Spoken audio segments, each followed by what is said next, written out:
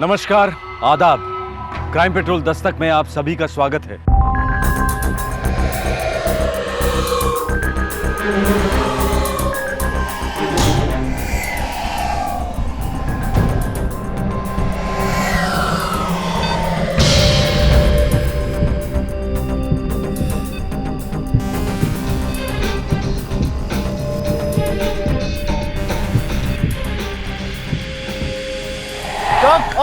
और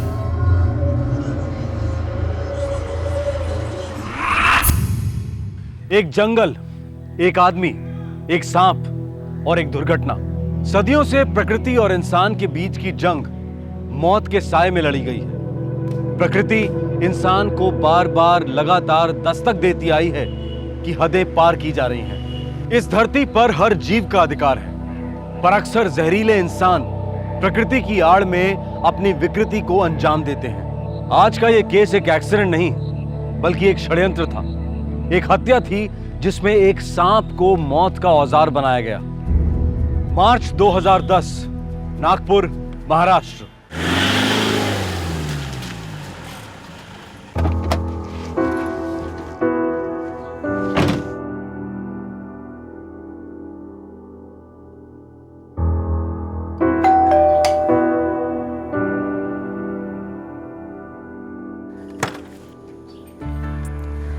नमस्कार वहिनी. अरे सुरेश, ये आतमध्ये. वहिनी, साहेबांनी पाठवलंय. साहेब खुद नहीं आ सके क्या?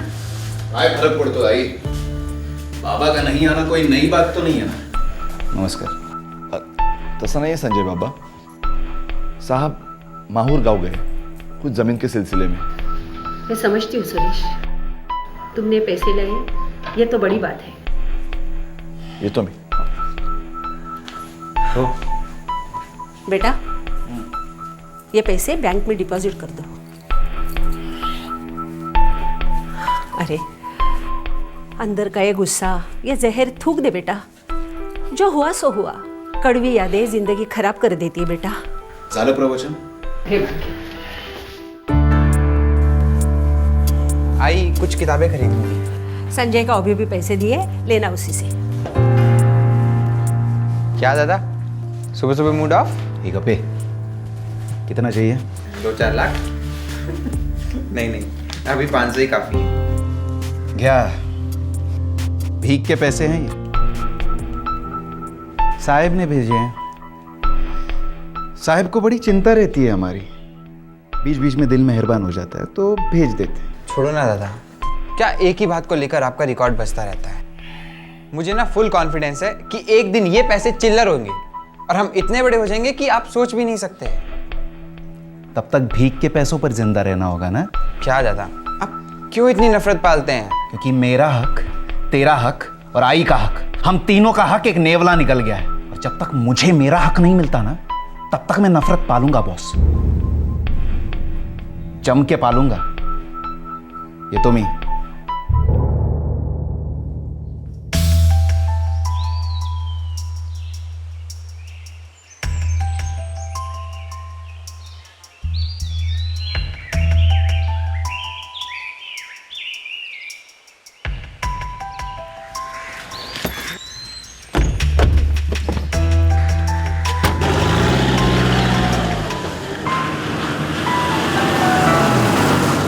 माहौर के गणेश मंदिर का दर्शन करने की अरसों से तमन्ना थी. भगवान तो आसमान में रहते हैं, लेकिन आपकी नजर तो जमीनों से हटती ही नहीं. प्रॉपर्टी प्रॉपर्टी प्रॉपर्टी, बस आप पे तो प्रॉपर्टी का ही भूत सवार रहता है. ये भूत ही हमें रोटी खिलाता है. काम है तो मैं हूँ. अगर काम की तरफ ध्यान ना दूं तो यूं हाथ से फिसल जाता है. उम्र भी तो फिसल रही है ना गोखले साहब. टाइम टू टाइम रिश्तों को टाइम नहीं देना है क्या? बस बाकी सब प्रॉपर्टी का मैंने बंदोबस्त कर लिया है. 2-4 प्रॉपर्टीज का सवाल है, उनको एक बार सेटल कर लूं, बाकी सब वक्त तुम्हारा. अरसे से यही कहते चले आ रहे हैं आप. ये बुजुर्ग जोड़ा अपनी जिंदगी की शाम एक साथ बिताने का प्लान बना रहा था, लेकिन तकदीर की मर्जी कुछ और ही थी. उसी दिन शाम को जगदीश और नमिता का ड्राइवर उन्हें हॉस्पिटल ले आया। दोनों जिंदगी और मौत के बीच झूल रहे थे। सब कुछ नहीं होगा डॉक्टर, डॉक्टर।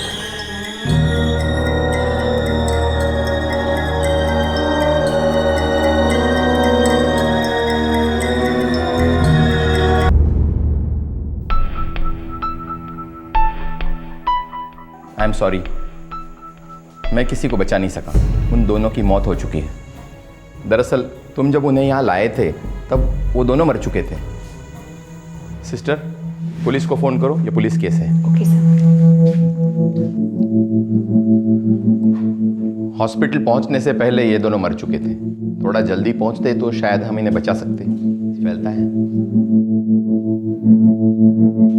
ये देखिए, वही जहर, वही सांप। और इन दोनों को उनका ड्राइवर यहाँ लेकर आया।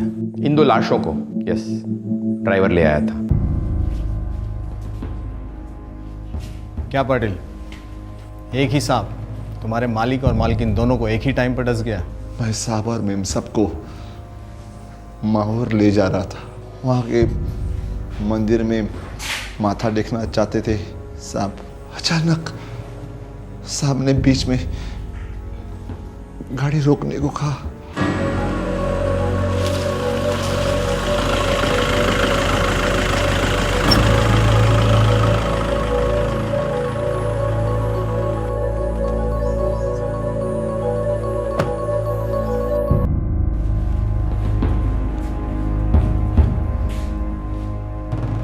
जगदीश साहब को टॉयलेट करना था। कितना सुंदर और शांत वातावरण है ना यहाँ का। पूरा बचपन मैंने इन्हीं खेतों में गुजारा है। ये खेत आपको वापस बुला रहे हैं गोखले साहब। कह रहे हैं अपनी नमिता के साथ यही रह जाओ हमेशा के लिए।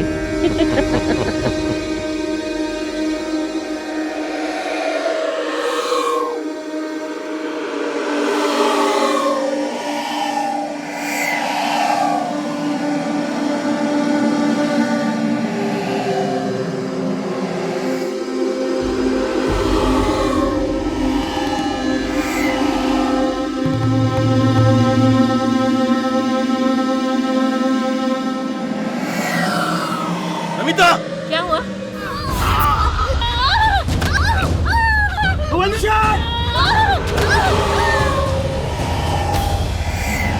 मैंने ताबड़तोड़ साहब और मेम सबको गाड़ी में डाला और फुल स्पीड में नागपुर ले आया। अस्पताल में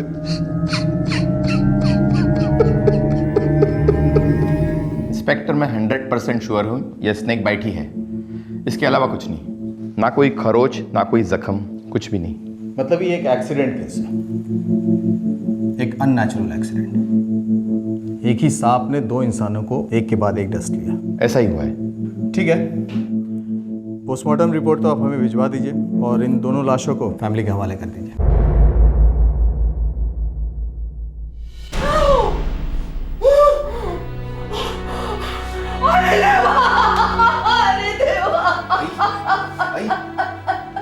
कल सुबह क्रियाक्रम है।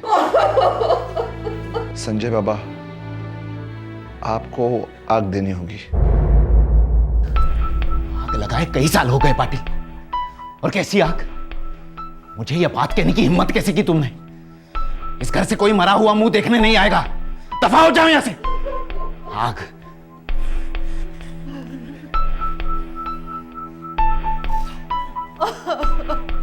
अभी तू क्यों रो रही है? 15 सालों से जब तू रोज घुट घुट कर रोती थी तब कोई आया देखने को तेरे आंसू? सिसकियां सुनाई दी किसी को? वो मेरे पति थे रे, तेरे बाबा। ऐसा बाबा होने से अच्छा है नाजायज लावारिस पैदा होना। संजय! और नहीं तो क्या? जो आदमी तुझे, मुझे और मेरे छोटे भाई को सड़ने के लिए छोड़ता है और किसी दूसरी औरत के साथ शादी करता है, वो मेरा बाबा नहीं हो सकता। तुम्हारा गुस्सा जायज है बेटा, लेकिन अपने आप को नाजायज मत कहो। मेरे सुहाग की लाज रखो बेटा। विदा कराओ अपने बाबा को।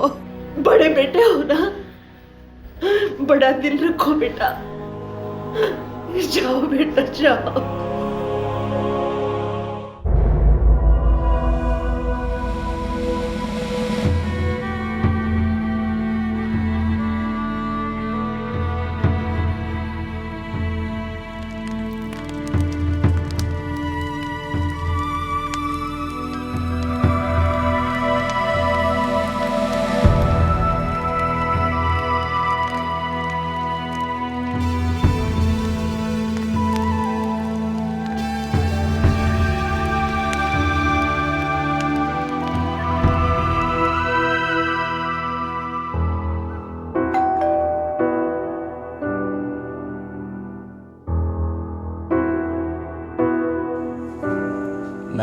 एडवोकेट महात्रे हूँ।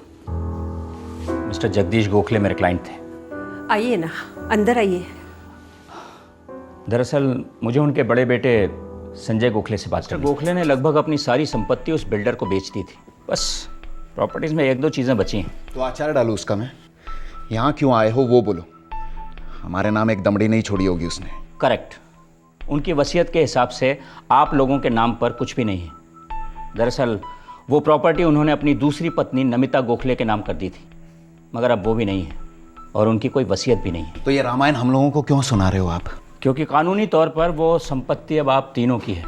कानूनी हक है आपका, आपको विरासत में मिलेगी। फिर भीग दे गया,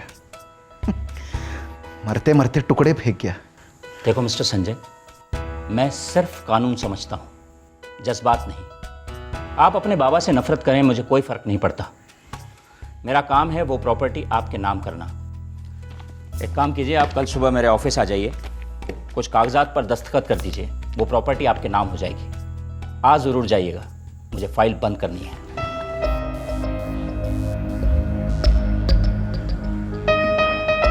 अजीब खेल है तकदीर का, नहीं? जीते जी हमें मार डाला और मरने के बाद हमें सब कुछ देना पड़ा।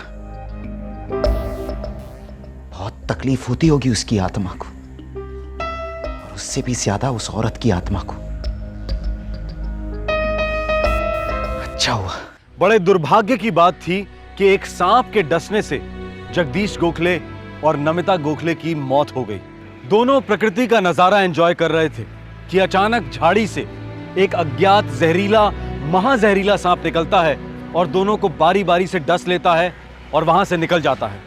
भगवान के दर्शन के लिए निकला यह जोड़ा सीधे मौत के घाट पहुंच जाता है। वैसे देखा जाए तो एक असाधारण एक्सीडेंट, लेकिन पुलिस की नजर भी तो असाधारण होती है। चाहे जितना भी हल्का क्यों ना हो, जुर्म का साया नजर से चूकता नहीं। साहब दो तगड़ी प्रॉपर्टीज, दोनों नागपुर के बिल्डर को बेची गोखले ने। पहली अभिषेक बिल्डर को, दूसरी वामन बिल्डर को। मतलब जगदीश गोखले के अकाउंट में बाढ़ आई होगी पैसों की। जबरदस्त साहब, और अपने पीछे एक बहुत बड़ा बंगला भी छोड़ गए हैं। नागरकर, ये जगदीश गोखले और नमिता गोखले, इन दोनों के कितने बच्चे हैं? एक भी नहीं, लेकिन पहली बीवी से 2 बच्चे हैं, संजय और अभय।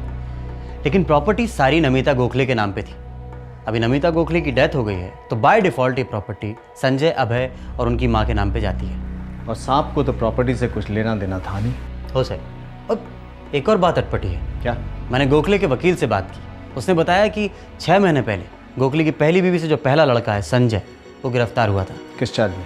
उसने गोखले की एक प्रॉपर्टी बिना बताए बेची थी, 2 करोड़ में। और एक बाप ने अपने ही बेटे पे केस कर दिया होगा। हो सर। नागरकर, शहर में कुछ काला है। मुझे लगता है ये एक्सीडेंट हुआ नहीं, करवाया गया।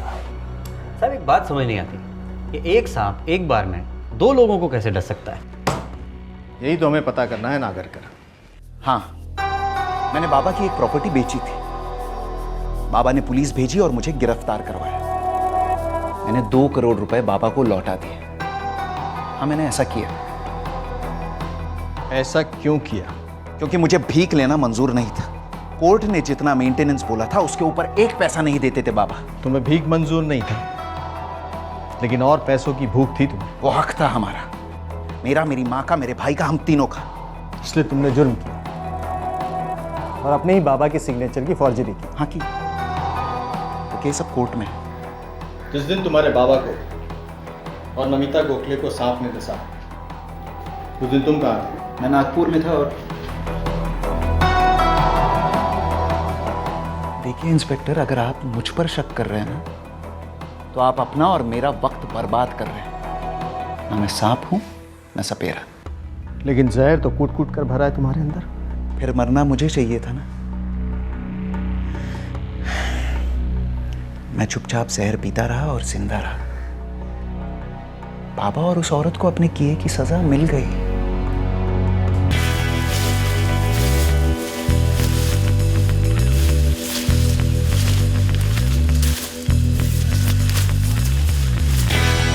साहब, यहाँ कुछ नहीं मिला।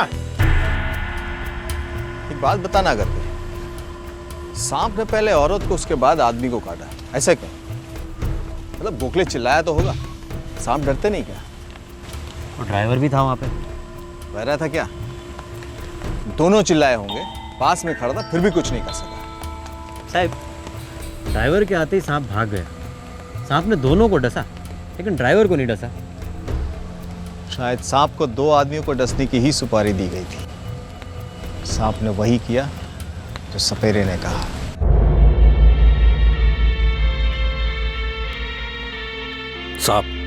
सांप के दिल में झांकना इतना आसान नहीं होता। वो कब क्यों किसे डस ले ये तो सिर्फ सांप को ही पता होता है, और वो भी एक जंगली सांप, बिन सपेरे का सांप। सांप ने पहले औरत को हाथ पर डसा, उसके बाद आदमी को पैर पर, और फिर ड्राइवर के आते ही वहां से भाग गया। सांप, दुनिया सांपों से डरती है और सांप भी दुनिया से डरता है। ये भी डर गया होगा, लेकिन यह सांप इतना डरपोक मालूम नहीं होता। शायद जंगली होगा इसलिए। तुम्हें क्या लगता है? सांप, छोटा मुआ बड़ी बात। बचपन से लेके आज तक इन सांपों के साथ बड़ा हुआ हूं। मैं आपको एक बात जरूर कहूंगा कि सांप बिना किसी कारण के किसी को नहीं डसता। अक्सर सांपों में इंसानियत होती है, लेकिन इंसान काफी जहरीले हो सकते हैं। नागरकर, जंगल में सांप मिलने से रहा, हमें कंक्रीट के जंगल में ही उसे ढूंढना होगा। साहब, मैंने वो ड्राइवर पाटिल के पीछे कांस्टेबल लगा दिए। उस बंदे की आंखें झूठ बोलती हैं। हम फन उठाएंगे तो साले की जुबान सच बोलेंगे।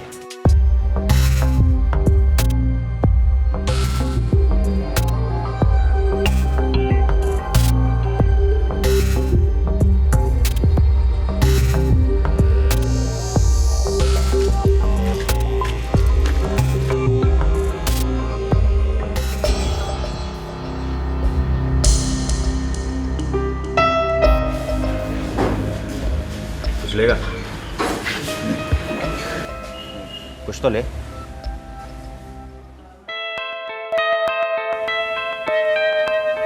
तुम सही जा रहे हो, ऐसे ही चलते रहो बस। हो सकता।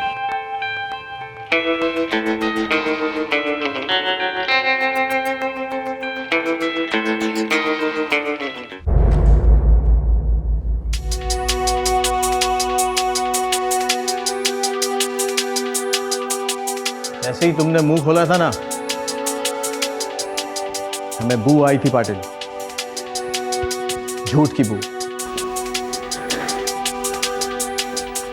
3 साल तक तुमने जगदीश की ड्राइवरी की, फिर अचानक ये यूटर्न क्यों? मैं सच बोलता हूँ साहब और मेम साहब को सांप ने डसा। तो हमने कब कहा कि सांप ने नहीं डसा था? लेकिन ये सांप वहां अपने आप आया नहीं था, इसे वहां लाया गया था। क्यों? ये जोगड़ेकर यहाँ क्या कर रहा है?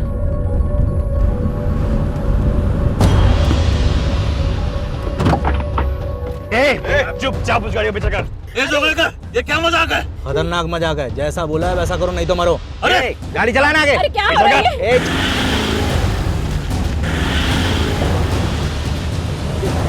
तो क्या कर रहे हो यार? जोगड़ेकर साहब ये क्या है सब? चुप चुप, गाड़ी चला आगे।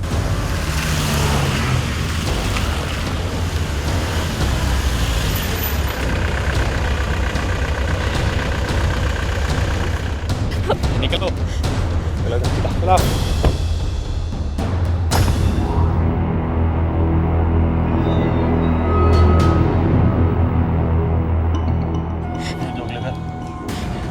क्या चाहिए तुम्हें? मैं अपनी प्रॉपर्टी हमेशा तुम्हारे थ्रू ही तो बेचता आया हूँ। अब क्या गलत किया है?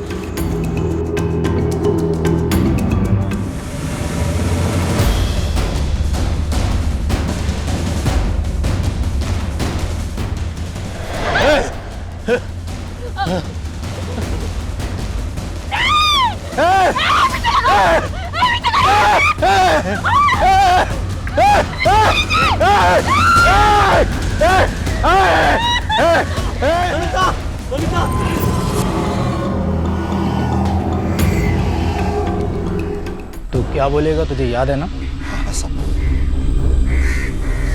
झाड़ियों में से सांप आया,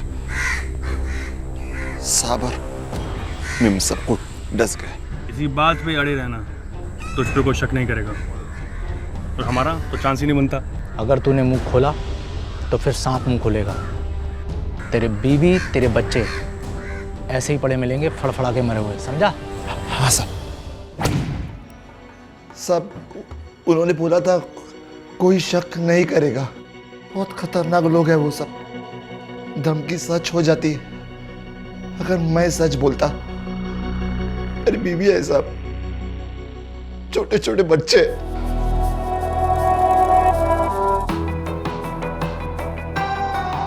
असली जहर तो ये है पाटिल। अगर तुमने अपने छोटे छोटे बच्चों की जान बचाने के लिए झूठ बोला था तो फिर इस जहर की जरूरत क्यों पड़ी? साहब, बच्चों की शपथ मुझे नहीं पता था वो लोग मुझे पैसे देने वाले। जगदीश साहब मुझे अच्छा पगार देते थे, मैं बहुत खुश था साहब। वो मेरे पिता के समान थे। तो एक अच्छे बेटे की तरह हमारा साथ दो और ये बताओ कि वो लोग कौन थे? जोगलेकर, जादव, शेख और वो सांप वाला आदमी। वो सांप वाले आदमी को तो मैं नहीं जानता, लेकिन हाँ, जोगलेकर, जाधव और शेख सांप को अच्छी तरह से पहचानते थे। हमेशा घर आना जाना था उनका। कुछ प्रॉपर्टी का लेना देना था। नागपुर के जितने स्टेट एजेंट्स, ब्रोकर्स और दलाल हैं, इन सब की छानबीन शुरू करो। हो सर। जोगलेकर, जादव और शेख, इन तीनों सांपों की केचुड़ी धरने का टाइम आ गया है। अब यह बिल्कुल साफ हो गया था कि यह सांप सांप नहीं, बल्कि जहर की गोलियों से भरी हुई बंदूक थी, जिसे इन तीनों के कहने पर एक चौथे ने चलाया था। इन तीनों हत्यारों तक पहुंचना मुश्किल नहीं था। 24 घंटों के अंदर इन तीनों हत्यारों को पुलिस की हिरासत में लिया गया।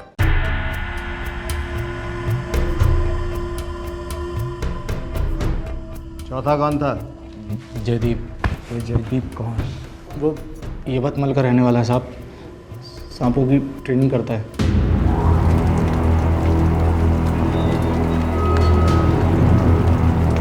देखो, सांप को पकड़कर उसे पालतू बनाना अलग चीज है, पर जहरीले सांप से किसी का खून करवाना रिस्क है। किसको रिस्क है रे? सभी को, और सबसे ज्यादा मुझे। 25,000 में तेरा रिस्क कम होगा क्या? 25,000 क्या है आज के ज़माने में? आजकल सांप पकड़ना ही जुर्म है, चुपके से करना होगा। ऊपर से उसका जहर भी ना निकालो, और सबसे बड़ी रिस्क यह है कि मर्डर केस में शामिल हो जाओ।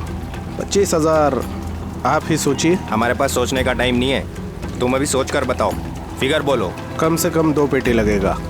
अपने को 2 लाख पर पड़ेगा क्या?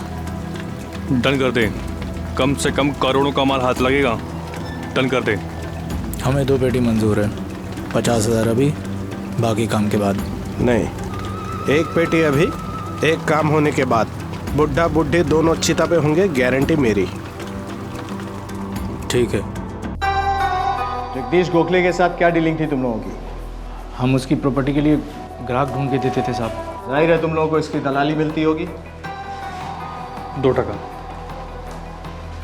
उसको मारने से क्या फायदा था तुम लोगों का? हैं? सुनाई नहीं दिया?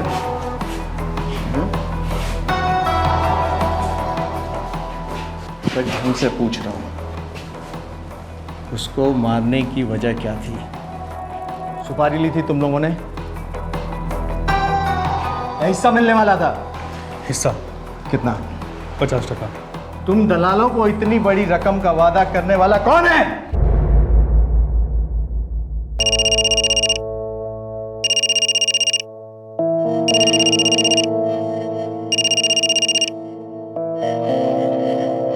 हेलो। हाँ, मैं ऑफिस में ही हूँ, आ जाइए।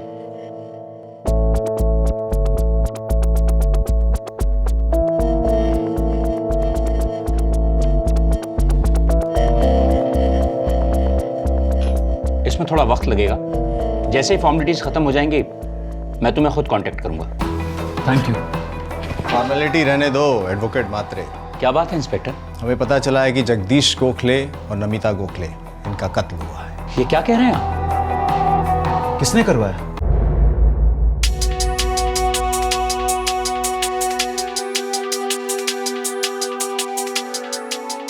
ऐसा केस हम पहली बार देख रहे हैं। मर्डर का हथियार जहरीला सांप। लेकिन अलग अलग बंदूकों और गोलियों की तरह जहर भी अलग अलग तरीके के होते हैं।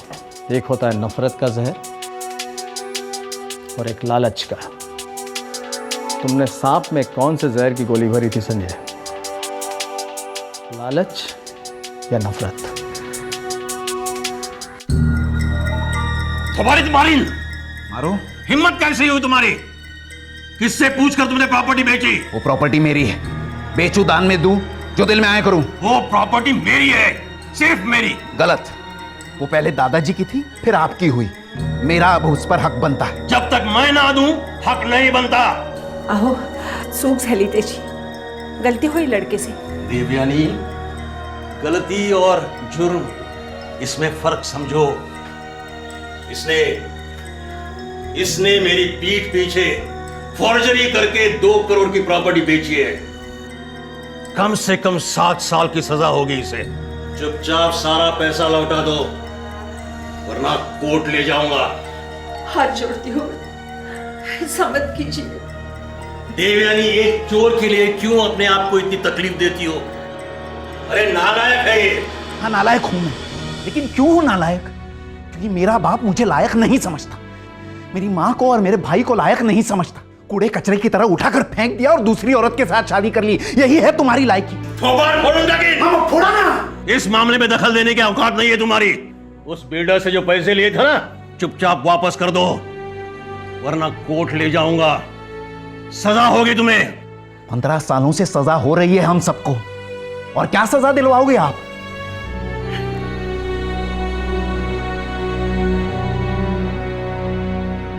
तू अब भी चाहती है मैं ऐसे आदमी को अपना बाप कहूं? रत्ती भर की शर्म नहीं थी बूढ़े को। इतनी सारी प्रॉपर्टीज थी, मुझे उनमें से पिद्दी सी भी जमीन नहीं दे सका। सारी जिंदगी कंजूसी करता रहा। कोई मायने नहीं रखती उसकी जिंदगी मेरे लिए।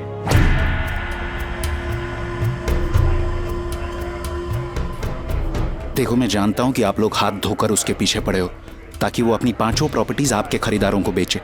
तू पहले अपनी बात बोल, तू क्या गोल खिलाने वाला? अबे ये क्या गोल खिलाएगा? ये तो खुद जगदीश की खाता है। छोड़ी हुई माँ और छोड़े हुए बेटों पर पैसों का हक नहीं होता। वही हक मुझे वापस चाहिए। देखो, आप लोग मेरी मदद करो, जिंदगी भर ऐश करोगे। अबे जलेबी की तरह गोल बात मत कर, मुद्दे पर आ। खत्म कर दो जगदीश गोखले को। क्या? मार डालो उस आदमी को जिसे मैं कभी अपना बाप नहीं समझता था। वो और वो दूसरी औरत है ना, दोनों को खत्म कर दो। देखो, फिर प्रॉपर्टी मेरी माँ और हम भाइयों की होगी। प्रॉपर्टी में से आधा हिस्सा आप लोगों का, लेकिन पहले उन दोनों का सफाया कर दो। तुझे क्या हम सुपारी वाले लगते हैं? धाम धाम धाम खत्म कर दिया तेरे बाप को, हैं? वो मेरा बाप नहीं है, प्लीज। हम लोग भी खूनी नहीं है। खून होगा ही नहीं। तो मरेगा कैसे? हवा खाकर? जहर खाकर। और जहर कौन खिलाएगा? सांप। सर्पमित्र जयदीप को मैं पहले से जानता था। एक बार यवतमाल गया था कुछ काम से, उसी वक्त मुलाकात हुई थी।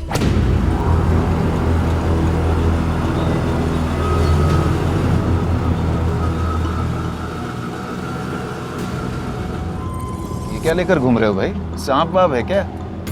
सांप के पेटी में सांप ही होगा ना, लेकिन आप डरिए मत, ये सांप जहरीला नहीं है, काटेगा नहीं।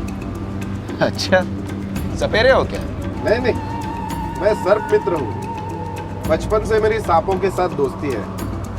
मैं उन्हें लोगों से बचाता हूँ और सफेरों के हवाले करता हूँ। सांप पकड़ना मेरा शौक है। बड़ा अच्छा शौक पालते हो। दाद देनी होगी तुम्हारी प्लानिंग की, लेकिन तुम्हें यह नहीं सोचना चाहिए था कि हम हमेशा अंधकार में रहेंगे। सर, सांप नहीं मिला। सर, मैं इनको बोल चुका हूँ, सांप को मैंने कब का जंगल में छोड़ दिया। जिंदा हथियार था इंस्पेक्टर। हत्यारा तो मिल गया आपको, लेकिन हथियार नहीं। और बिना हथियार के कोर्ट में मुश्किल होगी। लेके जाओ इन सबको।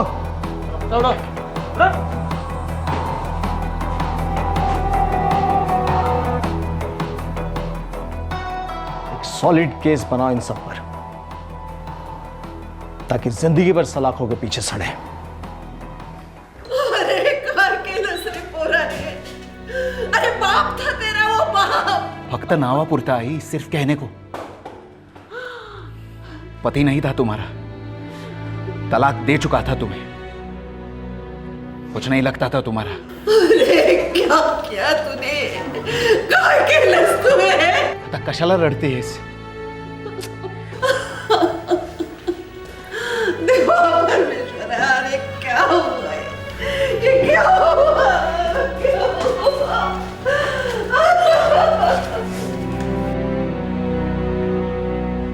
नमस्कार, आदाब। क्राइम पेट्रोल दस्तक में आप सबका एक बार फिर से स्वागत है।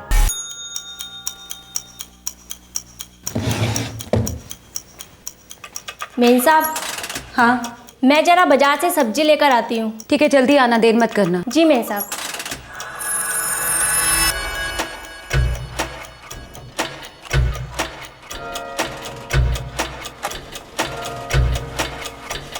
वो घर में अकेली है।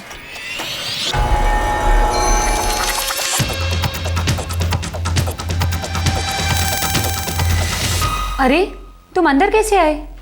मैंने तो डोरबेल की आवाज ही नहीं सुनी।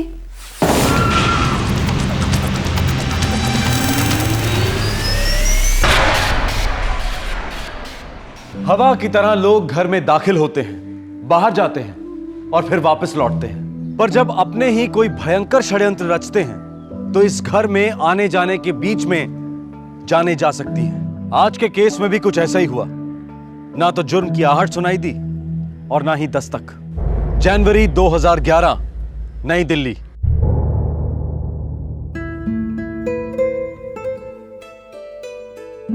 सुधा, पक्का तुम पूरी तरह खुश हो ना इस फैसले से? हाँ शंकर, मुझे कभी डाउट मत करना। एक्चुअली सुधा, बहुत बड़ा फैसला है ये। हम दोनों को एक फॉरेन कंट्री में शिफ्ट होना है और शायद हमेशा के लिए। हम दोनों जहाँ साथ रहेंगे ना, वो जगह सबसे अच्छी है। और फिर एम्स्टर्डम तो कितना खूबसूरत है ना? लेकिन तुमसे कम।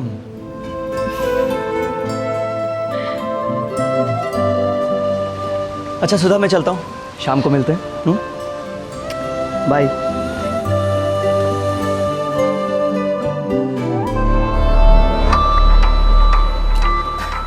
नमस्ते साहब। नमस्ते।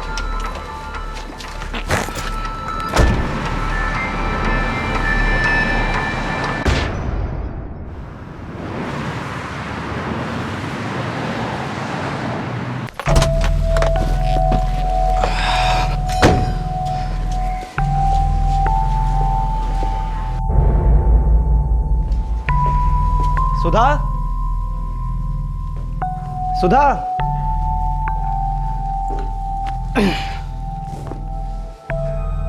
सुधा, कहाँ हो सुधा? सुधा, सुधा, सुधा, सुधा, सुधा, सुधा, जवाब दो। सुधा!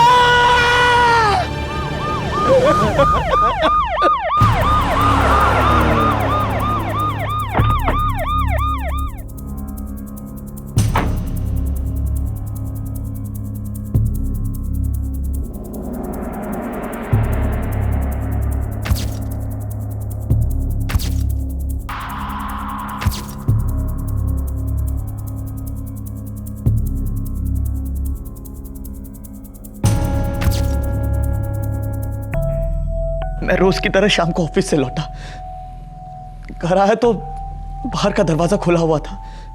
अंदर आया तो देखा सुधा इस हालत में पड़ी हुई थी। सर, चोरी या लूटपाट जैसा कुछ भी नहीं है। अलमारी में सब कुछ सही सलामत है। ऐसी और कोई चीज गायब है जो हमारी नजर से चूक गई हो? जी, मेरी बीवी का मोबाइल और उसका लैपटॉप कहीं दिखाई नहीं दे रहा है। आपको कैसे पता चला कि मोबाइल और लैपटॉप गायब है? सर, मैं हमारी नौकरानी गीता को फोन करना चाह रहा था। उसका नंबर सुधा के मोबाइल फोन में होता। मोबाइल ढूंढा लेकिन कहीं नहीं मिला। सुधा ने अपने सभी नंबर्स लैपटॉप में भी सेव किए थे, लेकिन लैपटॉप भी कहीं नहीं दिखा। तो अपनी पत्नी की लाश देखकर आपको नौकरानी को फोन करने की क्या सूझी? इंस्पेक्टर साहब, हमारी नौकरानी गीता दिन भर हमारे घर में रहा करती थी। आज नहीं थी, इसलिए मैं पता लगाना चाह रहा था बस। तो उसके बाद आपने हमें फोन किया? जी। नौकरानी का नाम पता? नौकरानी का नाम गीता है। उसका एड्रेस मैं नहीं जानता, लेकिन हाँ, वो कुछ पिछले 1 महीने से हमारे घर में काम कर रही थी। पत्नी ने कभी बताया नहीं कि किसके थ्रू आई थी? मैं इन बातों पे कभी ध्यान नहीं दिया करता था। आपके बेडरूम में आपकी बीवी की लाश के पास चाय के 3 कप मिले। बेडरूम में 3 कप। ऐसे कोई जान पहचान वाले हैं जो इतने करीब के हैं कि उन्हें आपकी वाइफ के बेडरूम में दाखिला मिल जाए? जी, मुझे इस बारे में कोई आइडिया नहीं है। आपकी पत्नी ने आपको कुछ नहीं बताया? सुधा ने इस बारे में कोई जिक्र नहीं किया। मैंने सुधा को ऑफिस से फोन भी किया था, दोपहर 3 बजे के आसपास। हाँ सुधा, 7 फ़रवरी के टिकट्स मिल रहे हैं एम्स्टर्डम के। डील भी अच्छी मिल रही है, लेकिन ये तुम्हारी पैकिंग के हिसाब से ठीक रहेगा ना? हाँ हाँ हो जाएगी। लेकिन मैं कह रही थी, हाँ कहो ना। अगर हम 2 दिनों के लिए बनारस चलें तो मम्मी पापा से मिल लेती जाने से पहले। Sure, why not. लेकिन आपके माँ बाबूजी भी तो आ रहे हैं ना। स्वीटहार्ट, जितने मेरे पेरेंट्स इंपॉर्टेंट है उतने तुम्हारे पेरेंट्स भी इंपॉर्टेंट हैं। और मेरे पेरेंट्स 5 तारीख को आ रहे हैं, तो हम एक काम करते हैं, 2 को वाराणसी जाते हैं और 4 को वापस आ जाएंगे। तो ठीक है, फिर मैं वाराणसी और एम्स्टर्डम दोनों के टिकट्स अभी ऑनलाइन बुक कर लेता हूँ। ओके ठीक है। इस फोन कॉल के दौरान भी सुधा ने घर में किसी मेहमान के आने के बारे में कोई जिक्र नहीं किया। आप साउथ के हैं और आपकी बीवी वाराणसी की थी? जी, मैं चेन्नई से हूँ। हमारी लव मैरिज हुई थी। सर, लगभग 4 बजे सुधा रमन के सेल पर इस लैंडलाइन नंबर से फ़ोन आया था। ये किसी पीसीओ का नंबर है सर। मेडिकल टीम ने कत्ल का टाइमिंग क्या बताया? सर 5 से 5:30 के बीच। और वो पीसीओ, उसका कुछ सुराग मिला? वो सुधा और शंकर के घर के पास में ही है सर, मारुति विहार में, 10 मिनट पैदल। और वो नौकरानी गीता, उसका कुछ पता चला? नहीं सर, शंकर के डिस्क्रिप्शन के हिसाब से आर्टिस्ट ने स्केच तैयार कर दिए हैं और हम आसपास की बस्तियों में पूछताछ कर रहे हैं। कल सुधा रमन के पेरेंट्स आ रहे हैं वाराणसी से, उनसे बातचीत करनी होगी। जी सर। इकलौती बेटी थी हमारे। जानता हूं मिसेस शर्मा, देखिए अपने आप को संभालिए। हम आपकी इकलौती बेटी के कातिल को ढूंढने की पूरी कोशिश कर रहे हैं। हमारे लिए तो ये बहुत बड़ा शौक है। जानता हूं मिस्टर शर्मा, और मैं ये भी जानता हूं कि कातिल आपकी बेटी को जानता था। कातिल को मैं भी जानता हूं इंस्पेक्टर साहब। कौन मिस्टर शर्मा? उसका पति शंकर। शंकर? वो गलत आदमी है, मेरी बेटी से नफरत करता था। जबकि शादी हुए अभी 6 महीने भी नहीं हुए। लेकिन उनकी तो लव मैरिज हुई थी। आप लोग वाराणसी के हैं और शंकर चेन्नई का। हमें पता था वो वहाँ खुश नहीं थी और हमने उतना नहीं किया जितना हमें कुछ करना चाहिए था। अब आखिरी बार कब मिली थी अपनी बेटी से? नवंबर में, दिवाली पे जब वो वाराणसी आई थी।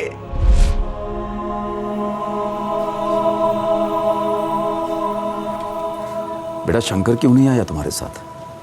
तुम दोनों की पहली दिवाली है यहाँ, उसे भी तो साथ आना चाहिए था। पापा वो ऑफिस के किसी काम से बिजी थे। बेटा तू खुश तो है ना? हाँ माँ। सुधा, तुम्हारा चेहरा कुछ, तुम कुछ और तुम्हारी आंखें कुछ और ही कह रही है। क्या बात है? पापा मैं इस बारे में कुछ भी नहीं कहना चाहती। इनफैक्ट मैं अपनी शादी डिस्कस ही नहीं करना चाहती।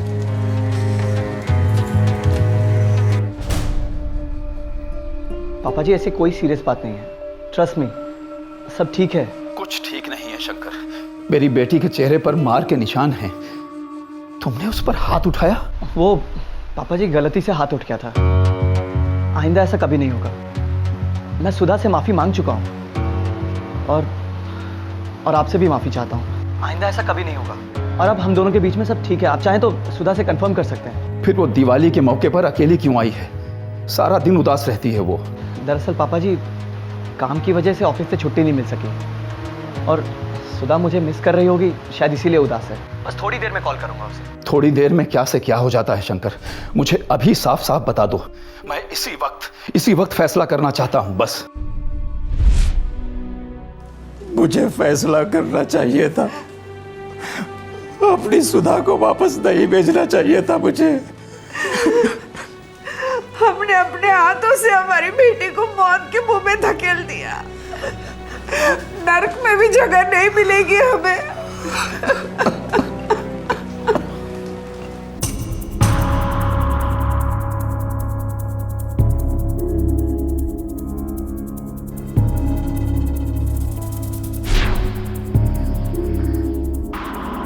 तुम्हारे सास ससुर तुम्हें ही कातिल मानते हैं। मैं भला अपनी पत्नी को क्यों मारूंगा? मारा तो था, हा? देखिए मिस्टर शंकर, आप जितना चुप रहेंगे मेरा शक उतना ही बढ़ता जाएगा कि आपने ही अपनी पत्नी का खून किया है। मैं क्या कहूं सर? मैं आपसे बस इतना कह सकता हूं कि मैं अपनी पत्नी सुधा से बहुत प्यार करता था। नो वे इंस्पेक्टर, शंकर अपनी बीवी से बहुत प्यार करता था। एम्स्टर्डम शिफ्ट हो रहा था? हाँ। क्यों? एम्स्टर्डम में हम एक नया ऑफिस सेटअप लगा रहे हैं और उसका हेड होने की ऑफर हमने उसे दी थी और उसने एक्सेप्ट भी कर ली थी। 7 फरवरी की फ्लाइट थी इन दोनों की और 10 फरवरी को उसकी ड्यूटी शुरू भी होने वाली थी। सब कुछ सेट था। पता नहीं अचानक ये 29 जनवरी 2011 सुधा रमन मर्डर की शाम। शंकर कहाँ था? कम ऑन इंस्पेक्टर, मैं आपसे पहले भी कह चुका हूँ, वो किसी का खून नहीं कर सकता, खास करके अपनी बीवी का बिल्कुल नहीं कर सकता। सर, चाय के कप पर जो उंगलियों के निशान मिले हैं वो शंकर के फिंगरप्रिंट से मैच नहीं करते हैं सर। और फोन रिकॉर्ड्स? सर, शंकर ने कहा था कि उस दिन उसने 3 बजे सुधा को फोन किया था। सच है सर, रिकॉर्ड्स में है। और उसके बाद उसने जितने भी फोन किए थे वो सब ऑफिस के काम से थे। और वो पीसीओ जहां से सुधा के सेल पे फोन आया था उसका क्या? नहीं सर, वहां से कुछ भी नहीं मिला। पीसीओ वाले को एज यूजुअल कुछ भी याद नहीं है कि किसने फोन किया था। और सुधा के सेल पर उस पीसीओ से पहले कभी भी फोन नहीं आया था और ना उसके बाद आया था। शंकर चालाक है, उसने किसी को सुपारी दी होगी। सर, चाय के कप बेडरूम में, दरवाजा खुला था। कातिल कोई इनका पहचान वाला लगता है सर। पड़ोसियों से बातचीत हुई? जी सर, सब बोल रहे हैं कि उन्होंने किसी भी अजनबी को अंदर बाहर आते जाते नहीं देखा। एक्चुअली शाम का टाइम था ना सर। इन दोनों के रिश्ते के बारे में पड़ोसी ने कुछ कहा? सब अच्छा बोल रहे हैं सर। और वो नौकरानी, उसका क्या? नमस्ते साहब। नमस्ते। नहीं सर, उसके बारे में कोई नहीं जानता है। एक्चुअली वो किसी और घर में काम करती नहीं थी, इनके यहाँ फुल टाइम थी और मोहल्ले में नई थी। मिस्टर शंकर, आप कह रहे हैं कि आप बहुत अच्छे हैं, लेकिन हमें नहीं लगता कि आप बहुत सच्चे हैं। और सच जानने के लिए हम कुछ भी कर सकते हैं। इन शॉर्ट, आपकी धुलाई भी कर सकते हैं, जो मैं करना नहीं चाहता। इसलिए मुझे सच चाहिए मिस्टर शंकर, पूरा सच। इंस्पेक्टर साहब, आपको जो भी करना है आप कर लीजिए, लेकिन फिर भी मैं आपको यही कहूंगा कि मैं अपनी पत्नी सुधा को बहुत प्यार करता था।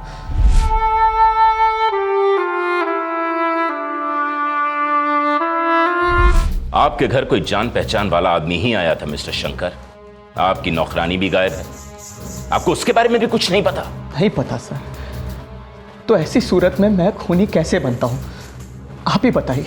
क्योंकि आपके सास और ससुर को आप पे शक नहीं, यकीन है कि खून आप ही ने किया है।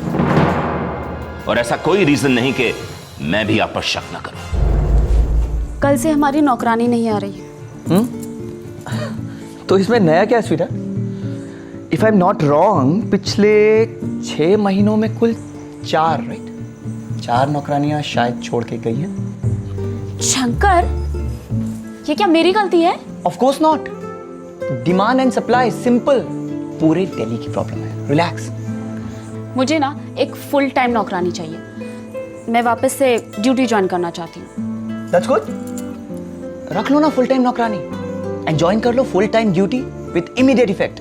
बट प्लीज होल्ड ऑन, ये मत एक्सपेक्ट करना कि मैं ये सब कुछ छोड़ छाड़ के तुम्हारी ये फुल टाइम नौकरानी ढूंढने में तुम्हारी मदद करूंगा।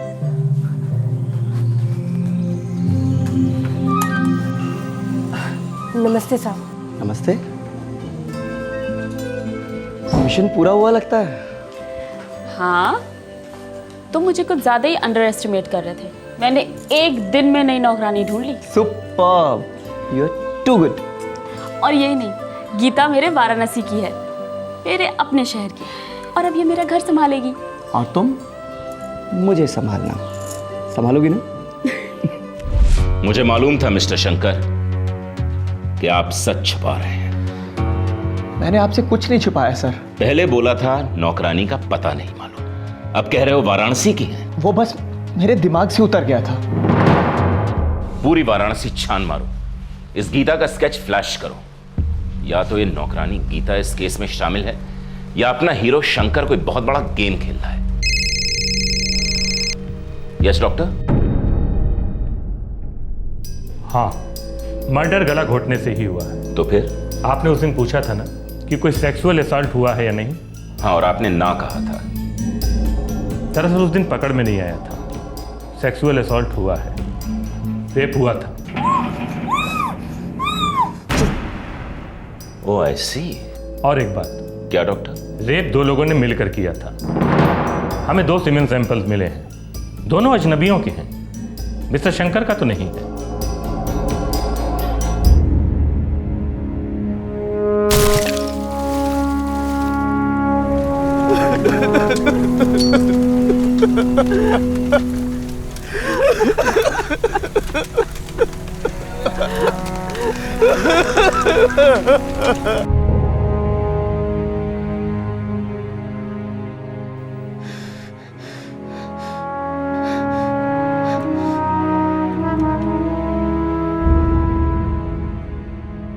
इंस्पेक्टर साहब, आप शंकर को ऐसे कैसे बरी कर रहे हैं? वो मेरी बेटी का कातिल है। देखिए, हमने आपके दामाद का अच्छी तरह से इंटेरोगेशन किया है और हमें उसके खिलाफ एक भी ठोस सबूत नहीं मिला कि हम उसे गिरफ्तार कर सकें। तो फिर अगर उसने नहीं किया तो फिर किसने किया है? 2 आदमियों ने, जिन्होंने आपकी बेटी का मर्डर करने से पहले उसका बलात्कार किया। मिस्टर शर्मा, ये क्या कह रहे हैं आप? पोस्टमार्टम की रिपोर्ट से तो ऐसा कुछ भी साबित नहीं हुआ था। अब साबित हुआ है। देखिए, हम भी इंसान हैं, गलती हमसे भी होती है। देर आए दुरुस्त आए, इसलिए हमें यकीन हो चला है कि शंकर इसमें इन्वॉल्व नहीं है। वो बहुत ही चालाक इंसान है, उसने किसी दूसरे से करवाया होगा। क्यों कोई पति अपने पत्नी का मर्डर करने से पहले उसका रेप करवाएगा? नहीं मिस्टर शर्मा, अब हमारा इन्वेस्टिगेशन दूसरी ही दिशा में जा रहा है। क्या मतलब? हमें शक है कि आप ही के वाराणसी से आई हुई नौकरानी का इस केस से बहुत गहरा ताल्लुक है और ये केस बदले के लिए किया गया है। कोई आपकी बेटी से बदला लेना चाह रहा था। लेकिन हमारी बेटी ने कभी किसी का कुछ नहीं बिगाड़ा था। दिल टूटने से दिमाग अक्सर बुरी तरह से बिगड़ जाते हैं मिस्टर शर्मा। आपकी बेटी सुधा का कोई बॉयफ्रेंड था? देखिए, अब सच बोलने की बारी आप लोगों की है।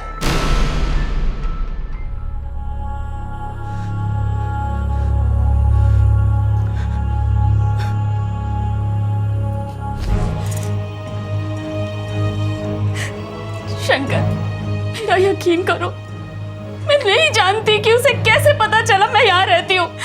वो एक दिन अचानक यहाँ आ गया और शंकर, मैं सिर्फ और सिर्फ तुमसे प्यार करती हूँ। Trust me Shankar.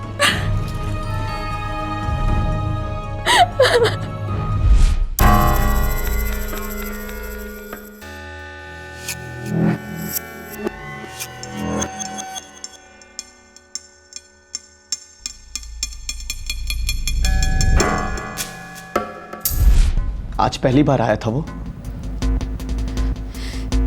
नहीं, फिर?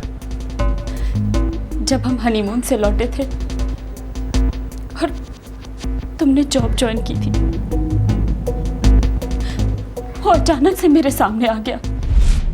चिराग, मेरी शादी हो चुकी है, अब मैं वो नहीं हूं। लेकिन मैं तो वही हूं ना? और तुम सिर्फ मेरी हो सुधा, सिर्फ मेरी। नो चिराग, मैंने शंकर से शादी की है। कैसी शादी? हाँ, 1-2 बार इंटरनेट पे चैटिंग कर ली और शादी कर ली। हाँ, तुम्हारे माँ बाप भी राजी हो गए। मैं इस शादी को नहीं मानता। मैं शंकर से प्यार करती हूँ। और हमारे बीच जो था वो क्या था? वो प्यार नहीं था सुधा। बोलो सुधा, वो प्यार नहीं था। सुधा, तुम सिर्फ मेरी हो और तुम सिर्फ मेरी रहोगी। हमारे वाराणसी में कपड़े की एक दुकान है, उस दुकान के मालिक का बेटा है ये चिराग। वो हमेशा हमारी सुधा को बहकाने की कोशिश किया करता था। लेकिन हमारी बेटी ऐसी नहीं थी, वो उसकी चाल में कभी फंसी नहीं थी। दरअसल जब सुधा ने शादी की तो चिराग को नहीं पता था कि सुधा कहाँ है, किस शहर में है, और हमने भी उसे पता नहीं लगने दिया कि सुधा कहाँ है। लेकिन उसने पता कर लिया और उसके बाद जो उसने किया वो हम उससे उगलवाएंगे। मुझे इस चिराग की पूरी डिटेल्स चाहिए मिस्टर शर्मा, पूरी डिटेल्स। सुधा की हत्या के ठीक 1 महीने के बाद उसके अतीत की प्रेम कहानी पुलिस के सामने उभरने लगी। लेकिन हैरानी की बात यह थी कि सुधा का पति शंकर रमन इस बारे में बिल्कुल खामोश था। लेकिन पुलिस को यह बात जमी नहीं। संदेह होना स्वाभाविक था, क्योंकि जब लोग किश्तों में सच बोलते हैं तब शक का पिटारा खोलते हैं। सामने वाला समझ जाता है कि जितना दिखता है उससे ज्यादा छुपा है। मिस्टर शंकर, चलिए आप भूल गए कि आपकी मेड वाराणसी की थी, लेकिन आपकी बीवी का एक्स बॉयफ्रेंड आपके घर आता जाता था। यह बात आपने हमसे क्यों छिपाई? मिस्टर शंकर, अब बिना कुछ भूले, बिना कुछ छुपाए, सब कुछ जुबान पर ले आइए। इंस्पेक्टर साहब, मैं आपसे पहले भी कहता आया हूं और एक बार फिर कह रहा हूं कि मेरी पत्नी का इस आदमी से कोई लेना देना नहीं था, बल्कि ये आदमी मेरी पत्नी को परेशान कर रहा था। तो आपने अपनी पत्नी की मदद क्यों नहीं की? आखिर पति थे आप उसके, डर किस बात का था? वो अब भी आता है ना इधर, रोज आता है।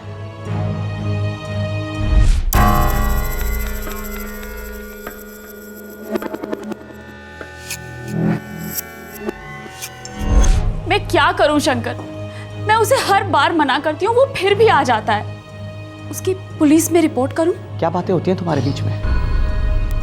और क्या होता है? शंकर, तुम्हें अब भी लगता है कि हमारा अफेयर चल रहा है? मुझे सिर्फ इतना पता है सुधा कि मैं तुमसे बहुत प्यार करता हूं, और मुझे तुमसे भी उतना ही प्यार चाहिए जितना कि प्यार मैं तुम्हें देता हूं। और सुधा भी मुझसे बहुत प्यार करती थी। मिस्टर शंकर, हमारे साइबर सेल ने सुधा और इस चिराग के बीच हुए ईमेल्स को चेक किया है। ये कुछ ईमेल्स हैं जो सुधा और चिराग के बीच एक्सचेंज हुए थे। एक भी ईमेल को पढ़ लीजिए, साफ साफ पता चल जाता है कि चिराग सुधा के साथ कोई जबरदस्ती नहीं कर रहा था। आपने हमें पहले क्यों नहीं बताया? किस मुंह से बताता इंस्पेक्टर कि मेरी बीवी अपने बॉयफ्रेंड के साथ? चलिए अब ये भी बता दीजिए कि आपने ही 2 लोगों को सुपारी देकर अपनी बीवी का रेप और हत्या करवाई। ये झूठ है इंस्पेक्टर। मेरे प्यार के बदले में मेरी बीवी ने मुझे बहुत दर्द दिया है, बहुत ज्यादा दर्द। शक के पिटारे से सबसे पहले बाहर निकला चिराग, सुधा का एक्स बॉयफ्रेंड, जिसके साथ मरहूम सुधा का शारीरिक संबंध था। यह केस दिन ब दिन बेवफाई के दलदल से अपना सर उठा रहा था और सारी शक भरी नजरें सुधा के पति शंकर रमन पर आकर टिक गई थीं। चिराग गायब था, पर इस मर्डर केस के रहस्य का ताला एक दूसरे महत्वपूर्ण सुराग की चाबी से खुला।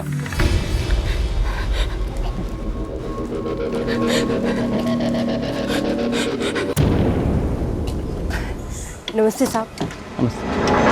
वाराणसी में मिली सर। असली नाम गीता नहीं, जामिनी है।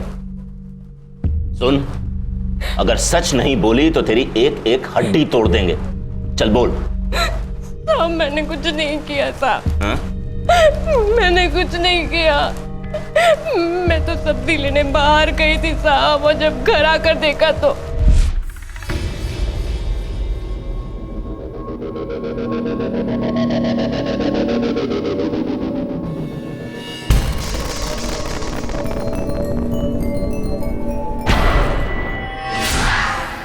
मेम साहब, मेम साहब, मेम साहब, मेम साहब! बेल नहीं बजाई? हाँ, ताला खोल के अंदर घुसी।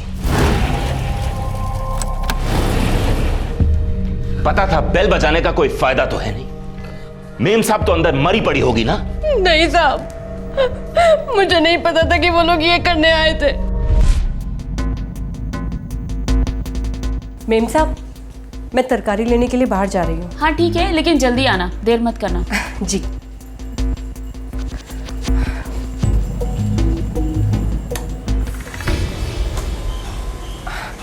मेम साहब अंदर अकेली है। तू जा।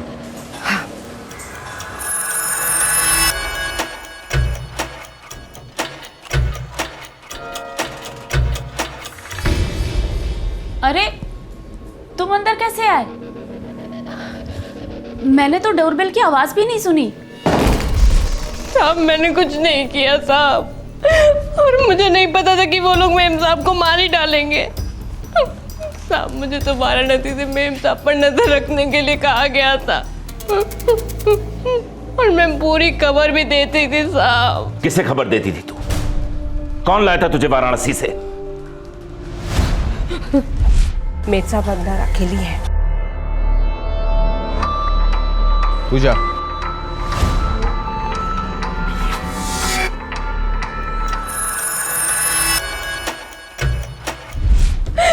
चिराग साहब हमें वाराणसी में मिले थे, बोले अच्छा काम है और अच्छे पैसे भी मिलेंगे साहब। दिल्ली? दिल्ली तो साहब बहुत दूर है। 3 गुना पैसे भी तो दे रहा हूँ। घर की मालकिन जितना देगी उसका दुगना मैं तुम्हें दूंगा। ऐसा क्यों साहब? ज्यादा सवाल मत पूछ, बोल काम करेगी या नहीं? घर के काम के अलावा कुछ गलत काम तो नहीं है ना साहब? कोई गलत काम नहीं है। तुम्हें सुबह शाम घर के काम करने और घर में क्या क्या हो रहा है वो मुझे बताना है। मतलब?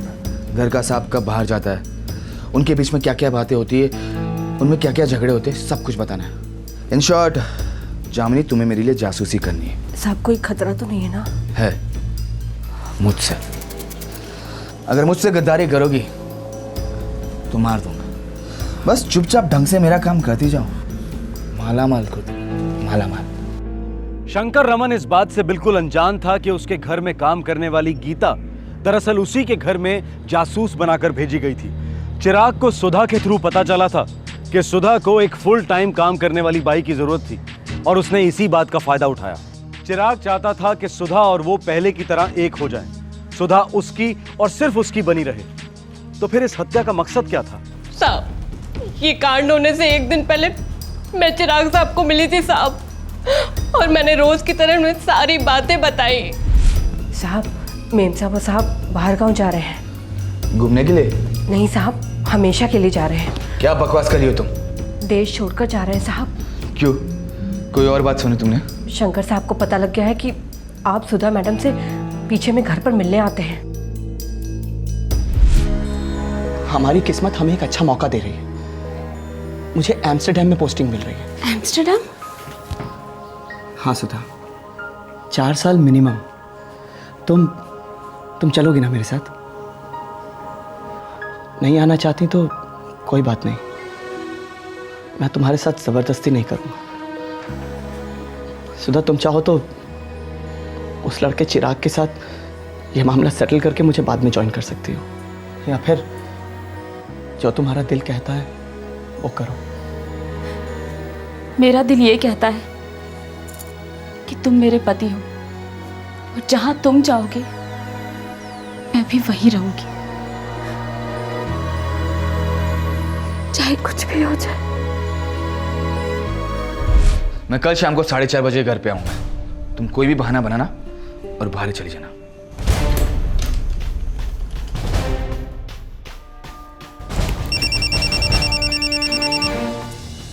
हेलो? हाँ सुधा, मैं चिराग। तुम आज के बाद मुझे फोन मत करना और यहाँ आना भी मत। रोज फोन भी करूंगा, रोज मिलने भी आऊंगा। और कितना बर्बाद करना चाहते हो मुझे तुम? मिलके बताता हूँ ना। मैंने फैसला कर लिया है। This is the end.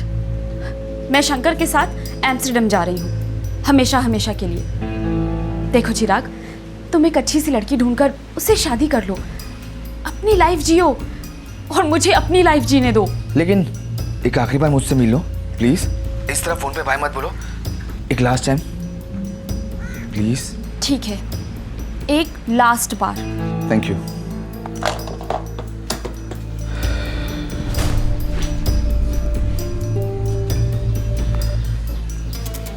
वो शंकर समझता है कि वो मेरी सुधा को मुझसे छीन के लेकर जाएगा, लेकिन वो मेरे जज्बात क्या समझेगा? वो तो मुझे भी नहीं समझना, बस तुम मेरा रोकड़ा तैयार रखो। हत्याकांड के 6 महीने बाद तक चिराग पुलिस से भागता रहा।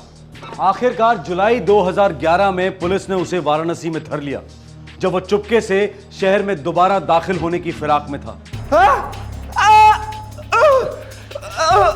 मर्डर तो किया ही, पहले रेप भी किया। हाँ, वो भी इस गुंडे के साथ मिलकर। कॉलेज के दिनों से अफेयर था हमारा। मैं बहुत प्यार करता था उससे, लेकिन उसने मुझे धोखा दिया। उसके पेरेंट्स ने भी धोखा दिया, और उसका पति उसे मुझसे छीन के लेके जा रहा था। खून खोल उठा सा मेरा।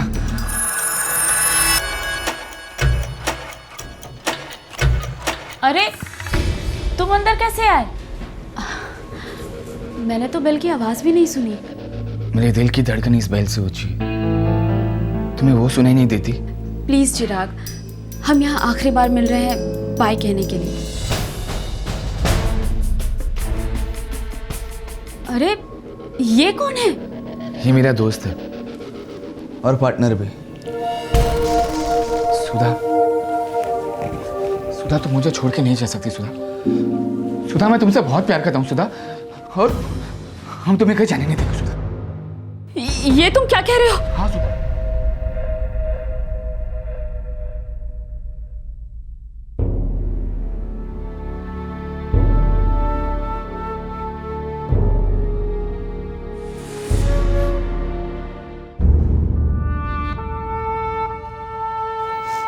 बेटा समझ में नहीं आता किस तरह हम तुमसे माफी मांगे। रहने दीजिए मम्मी जी, माफी की कोई जरूरत नहीं। पापा मैं सुधा से बहुत प्यार करता था और करता रहूंगा।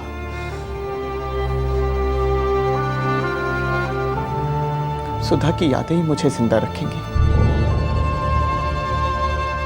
शादी के पहले के रिश्तों के पत्ते अपने पार्टनर के सामने रखना या ना रखना, यह एक व्यक्तिगत, एक पर्सनल चॉइस है। लेकिन शादी के बाद अतीत के रिश्ते की आग को सुलगाना ना सिर्फ अनैतिक और गैर कानूनी है, बल्कि वो बहुत घातक भी साबित हो सकता है। वासना और जलन एक ही सिक्के के दो पहलू हैं, और जब ये दोनों मिलकर दस्तक देते हैं तब प्यार का गला घुटना तय हो जाता है। सावधान रहें, जरूरी नहीं कि पहला प्यार सच्चा प्यार होता है, पर हां, सच्चा प्यार कभी खून नहीं बहाता। आपसे फिर मुलाकात होगी, तब तक अपना ख्याल रखें, सुरक्षित रहें।